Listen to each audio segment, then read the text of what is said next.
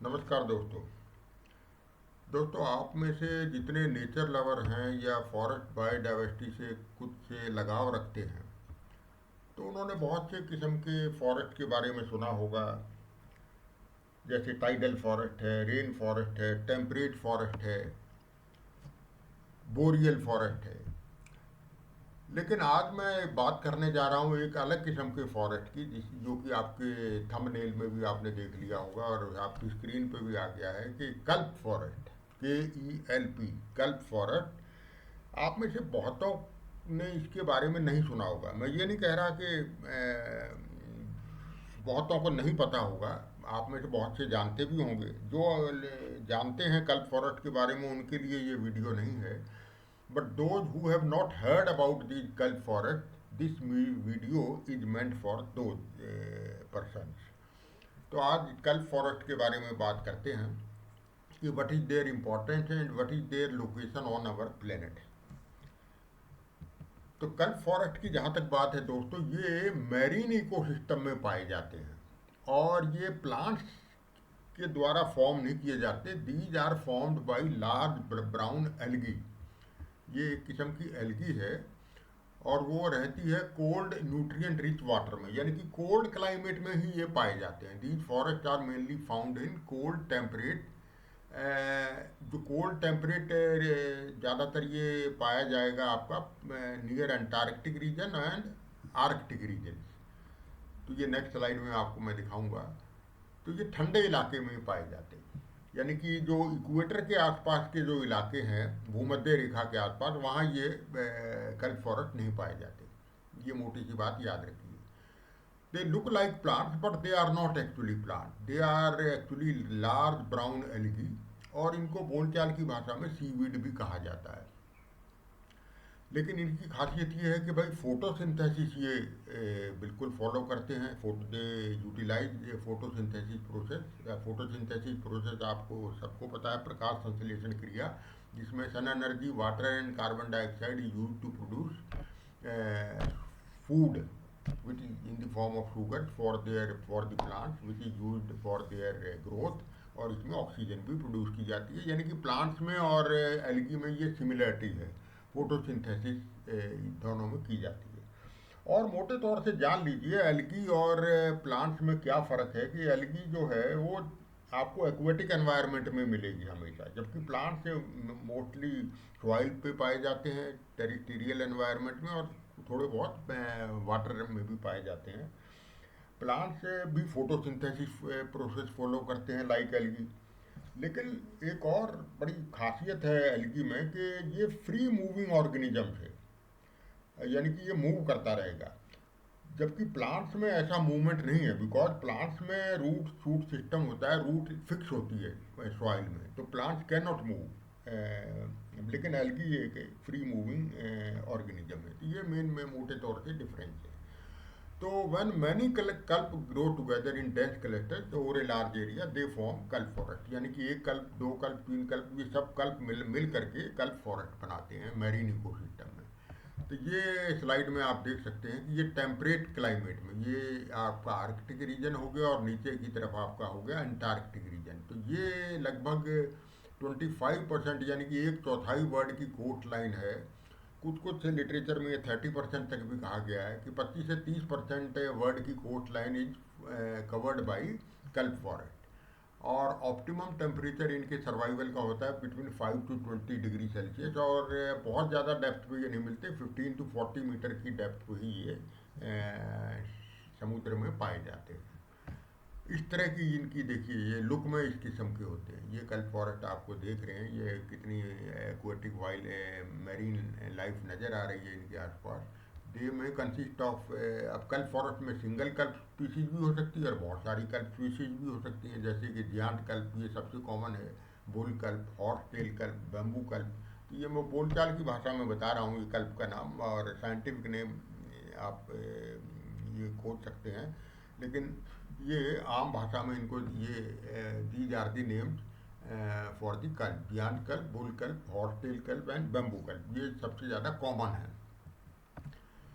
और कुल मिला के दोस्तों 182 स्पीशीज हैं कल्प की वर्ल्ड में, और which are divided into 8 families, and these families are further divided into 30 groups, जिनको हम जेनेरा भी कहते हैं। लेकिन जियांट कल्प जो है वो सबसे ज़्यादा पाई जाने वाली कल्प स्पीशीज है, लार्जेस्ट कल्प स्पीशीज। और ये कहाँ पाई जाती है? West coast of North America. West coast of North America यानी कि ये वाली, ये देखिए आपको ये नज़र आ रहा है, जिसमें आपका ये कैलिफोर्निया स्टेट है और ये अलास्का वगैरह आ जाता है, यहाँ पे आपका ये मेनली पाया जाता है। और इसमें बहुत ये वाइल्ड लाइफ एंथुसियास्ट या मैरीन एनवायरनमेंट जिनको पसंद है मैरीन लाइफ, उनके लिए तो ये स्वर्ग है।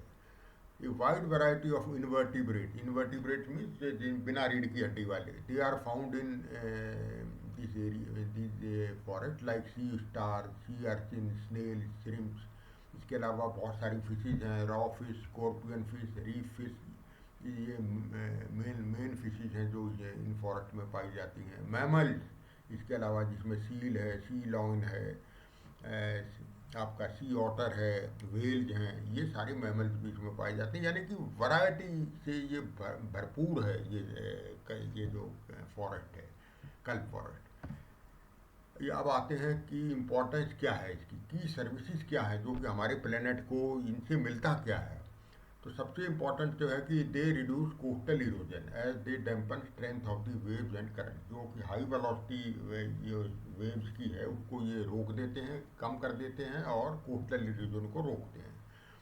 और they create live habitat for many sea creatures and many marine species. They are considered as nursery habitat. जिस तरह से छोटे बच्चों को हम लोग नर्सरी में रखते हैं, नर्सरी स्कूल या प्ले स्कूल में रखे जाते हैं, इसी तरह से ये बहुत सारे सी क्रिएचर्स के लिए एक नर्सरी हैबिटेट है, एक प्ले स्कूल है। जैसे कि many crabs, prawns, shrimp, fish, they spend their early part of life in kelp roots before going to open sea in adult stage. यानी कि एडल्ट स्टेज से पहले ये क्रैब, श्रिम्प और फिशेज वगैरह हैं, ये इसी कल्प के आसपास ही रहती हैं। और इसी प्रकार से चाहे यंग वाटर्स हों, व्हेल्स हैं, सील्स हैं, दे आल्सो लाइक कल्प forest in early part of their life. यानी कि शुरू में ये जब छोटे बच्चे होते हैं तो ये कल्प फॉरेस्ट के आसपास ही रहते हैं। तो that's why these forest are called nursery habitats for many sea animals and sea creatures. और इसमें पत्ते नहीं होते हैं, जब प्लांट नहीं है तो ये एक एल्गी है, तो एल्गी के जो पत्ते होते हैं उनको कहा जाता है फ्रॉन्स। तो young fronds are eaten by herbivore. देखिए इनकी इस किस्म के ये फ्रॉन्स होते हैं, they look like leaves but they are not actually leave, तो इनको फ्रॉन्स कहा जाता है। These fronds are eaten by herbivore like urchins. ये एक एग्जाम्पल दे रहा हूँ, और भी बहुत सारे हर्बीवोर्स हैं लेकिन अर्चिन सबसे प्रोमिनेंट है। और जो डेड फ्रॉन्ड हैं जो बाद में डेट्रिटस में कन्वर्ट हो जाते हैं, यानी कि dead dying decompose type of frond, जिसको डेट्रिटस कहा जाता है टेक्निकल लैंग्वेज में, they are consumed by worms and sea cucumbers, and these urchins are consumed by otters which is a keystone species of these forest. तो याद रखिए की stone species यानी कि अम्ब्रेला स्पीशीज इन फॉरेस्ट की अगर कोई है तो वो है सी ऑटर। और सी ऑटर इस किस्म का होता है, ये देखिए, और ये है अर्चिन। आप याद रखिए, बहुतों को आपको पता होगा, ज़्यादातर को मालूम होगा कि tiger in Indian forest is known as a keystone species. Tiger को की स्टोन स्पीशीज या अम्ब्रेला स्पीशीज क्यों कहा जाता है? कि वो इसलिए कि भाई टाइगर को अगर आप बचाएंगे, कंजर्व करेंगे, तो आपके बाकी स्पीशीज भी ऑटोमेटिकली कंजर्व हो जाएंगी। टाइगर क्या कंज्यूम करता है? डियर, लाइक सांबर, चीतल, और आपका ब्लू बुल, इंडियन बाइसन, तो वो भी आपको बचाने पड़ेंगे अगर आपको टाइगर को बचाना है। तो ये that's why it is a keystone species. इसी तरह से सी ऑटर भी है, ये की स्टोन स्पीशीज है कल्प फॉरेस्ट में। क्यों? क्योंकि ये चेक रखता है इन स्पाइनी इनवर्टिब्रेट, ये स्पाइनी इनवर्टिब्रेट है जिसको कहा जाता है अर्चिन्स। और ये अर्चिन आपकी कल्प हर्बीवोर है, और ये कल्प के जो फ्रॉन्स हैं उनको कंज्यूम करता है। अगर आपका ये ऑटर अगर की नहीं रहेगा तो ये सारे कल्प फॉरेस्ट को ये डिस्ट्रॉय कर देती है, ये जो अर्चिन्स है। तो इसलिए इसका सी ऑटर का भी रहना बहुत ज़रूरी है। ये that's why it is called keystone species. और कल्प फॉरेस्ट जो हैं ये they are a source of blue carbon. अब ये ब्लू कार्बन क्या है इसके बारे में जान लीजिए। Because this kelp forest they act as a carbon dioxide absorber from atmosphere. देखिए जो प्लांट्स हैं सॉइल में, जो ट्रीज हैं, they absorb carbon in the form, they absorb carbon dioxide and store inside their stems, roots and other system in the form of carbon. तो इसी तरह से ये भी कार्बन को स्टोर करते हैं ये आपके कल्प forest. But when these kelp are decomposed, then fronds and other parts of the kelp they are buried in the sea soil। जो सी बेड में ये नीचे चले जाते हैं, बरी कर जाते हैं, दब जाते हैं। This buried carbon is called blue carbon. तो इसको ब्लू कार्बन कहा जाता है। कल्प फॉरेस्ट के अलावा मैंग्रोव फॉरेस्ट में भी यही सिस्टम है। उसके भी जो पत्ते वगैरह हैं, प्लांट्स की जो स्टेम्स हैं या फिर छोटी मोटी टहनियाँ हैं, वो भी नीचे चली जाके दबेंगी, वो भी ब्लू कार्बन को ऐड करती हैं। इसी तरह sea grass bed they are also known as storehouse of blue carbon. लेकिन ब्लू कार्बन में सबसे ज़्यादा रोल है आपका कल्प फॉरेस्ट का। इसके अलावा और यूजेज आप देख लीजिए, बहुत सारे यूज हैं इसके। Provide habitat for important fish species like cod and rock fish. ये बड़ी इंपॉर्टेंट कमर्शियल फिश हैं ये cod and rock fish in Europe and America. They promote ecotourism. Ecotourism ये स्नॉकलर्स को, जो कि नीचे जा कर के डाइवर्स जो होते हैं गैस सिलेंडर के साथ, ऑक्सीजन सिलेंडर के साथ, जो नीचे जाते हैं समुद्र के बेड में और डाइवर्स जाते हैं, वाइल्ड लाइफ एंथुसियास्ट, इनके लिए ये बहुत बड़ा ये एक रोल प्ले करते हैं इनको अट्रैक्ट करने में, इको टूरिज्म को प्रमोट करने में। Kelp serve as a food source. अब ये फूड का भी एक जरिया है। जापान, चाइना, साउथ कोरिया में तो खास तौर से इसे कहा जाता है, एक इनसे डिश बनती है दैट इज कॉल्ड कोम्बू। खास तौर से जापान में that is added to soup, stews and simmered dishes. तो ये इस तरह के देशों में जो समुद्र के आसपास से घिरे हुए हैं, तो उसमें ये आपका फूड सोर्स का भी बहुत बड़ा जरिया है। इसके अलावा dried and roasted kelps they are also use for eating purposes. Australia, USA, Canada में इनको सुखा करके और इनको रोस्ट करके, यानी कि आग के ऊपर भून करके इनसे डिशेज बनाई जाती हैं। जो फ्रॉन्स होते हैं, यानी कि जो पत्ते होते हैं लुक लाइक लीव्स, एक्चुअल में फ्रॉन्स कहा जाता है कल्प के, उसको ये ड्राइड एंड रोस्टेड फॉर्म में भी खाया जाता है। इसके अलावा kelp is use as a fertiliser. Fertiliser यानी कि एग्रीकल्चरल यूज भी इसका है, क्योंकि ये फुल ऑफ मिनरल्स है और plants grow very healthier when these kelps are mixed in the soil and they we get more flowers, vegetables and fruits.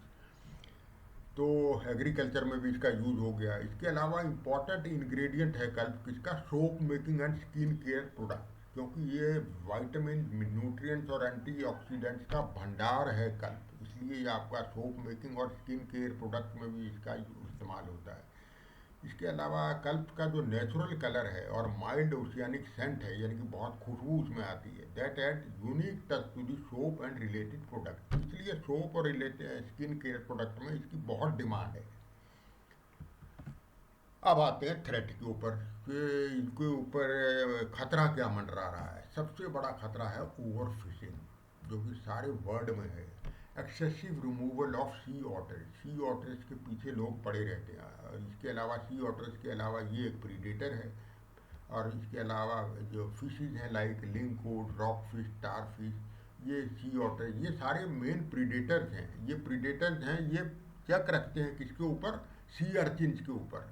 अगर ये सी अर्चिन बहुत ज़्यादा हो जाएंगे तो these urchin destroy kelp too much. तो overpopulation of urchin is a threat to the kelp forest. यानी कि अर्चिन को कंट्रोल करने के लिए सी ऑटर्स ज़रूरी हैं और बहुत सारी फिशेज ज़रूरी हैं जो इनकी ओवर फिशिंग हो रही है। तो ये एक खतरा है इनके लिए। Also removal of large predatory fish. इसके अलावा लार्ज प्रीडेटरी फिश जो होती हैं, जो कि स्मॉलर हर्बीवोर फिशेज को कंज्यूम करती हैं, वो भी एक खतरा है। प्रीडेटरी फिश को आप रिमूव कर देंगे तो हर्बीवोर फिशेज की तादाद बढ़ जाएगी और वो फिर आपके क्रीजिंग प्रेशर बढ़ेगा कल्प के ऊपर। तो ये भी एक थ्रेट है। इसके अलावा climate change, world wide climate change and global warming, ये तो आपके बहुत अंतर्राष्ट्रीय स्तर पे, ग्लोबल लेवल पे एक बड़ी सीरियस कंसर्न है। तो global warming can alter optimal temperature range for कल्प ग्रोथ। 5 से 20 डिग्री सेल्सियस का तापमान चाहिए इनको ग्रोथ के लिए, जो कि आपका बढ़ रहा है। क्लाइमेट चेंज, ग्लोबल वार्मिंग की वजह से। और ओशियन एसिडिफिकेशन बढ़ रहा है because of pollution going to the ocean. इसकी वजह से आपका कल्प ब्लीचिंग हो रहा है, कोरल ब्लीचिंग की तरह ही कल्प ब्लीचिंग होता है, जिसमें कि आपका ब्राउन और ग्रीन पिगमेंट जो हैं which give colour to the kelp, उसको आप ये ख़त्म हो रहे हैं। तो without pigment photosynthesis can not occur. तो पिगमेंट्स क्यों जा रहे हैं? Because of ocean acidification. Ocean acidification क्यों हो रहा है? Because all water pollutant they are going to the sea. इसके अलावा एक्सट्रीम वेदर इवेंट्स, आपके स्टॉर्म्स सर्जिज हैं, हाई वेलोसिटी विंड्स हैं, रेनफॉल हैं, जो एक्सेसिव रेनफॉल की मैं बात कर रहा हूँ। तो एक्सट्रीम वेदर इवेंट्स भी आपका ग्लोबल वार्मिंग क्लाइमेट चेंज की वजह से बढ़ रहे हैं। इस वजह ये भी एक थ्रेट है आपके ये कल्प फॉरेस्ट के लिए।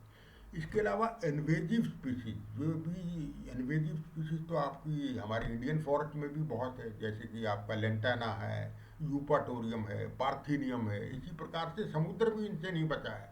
एक इन्वेजिव स्पीशीज है बड़ी कॉमन, जैपनीज फायरवीड, इसे सरगासम मूटिकम कहा जाता है। इसके अलावा डेड मैन फिंगर, ये एक और इन्वेजिव स्पीशीज है जो कि अमेरिका के आसपास पाई जाती है, codium fragile. They are very problematic as they compete for space and nutrient. तो ये आपके इनकी स्पेस जो कल फॉरेस्ट का स्पेस है उसको ये ऑक्यूपाई कर लेती हैं। Just you have seen in Indian forest lantana has occupied most of the space.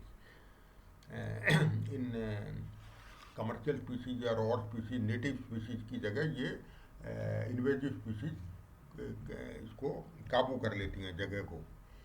तो ये सारी थ्रेट्स को आपको रिमूव करना पड़ेगा, इस पे काम करना पड़ेगा if we want kelp forest to remain alive for the sake of our planet. Kelp forest को बचाना है तो ये सारी जो मैंने आपको थ्रेट्स बताई, चाहे ओवर फिशिंग हो या फिर ग्लोबल वार्मिंग हो, आपका जो पॉल्यूशन जा रहा है, ओशन एसिडिफिकेशन है, ये सारी चीज़ पे आपको काम करना पड़ेगा, तभी आपका गल्फ फॉरेस्ट बचेंगे। तो ये मेरा वीडियो था दोस्तों रिगार्डिंग कल्प फॉरेस्ट। जिनको कल्प फॉरेस्ट के बारे में आइडिया नहीं था उनको ये पसंद आया होगा, दैट आई होप। और if you like the content of my video then like it, share the video among like minded people. अगर आपने सब्सक्राइब नहीं किया तो सब्सक्राइब जरूर कीजिए चैनल को। और my best wishes for the competitive exam to all the candidates who are appearing। विदा लेता हूँ, नमस्कार।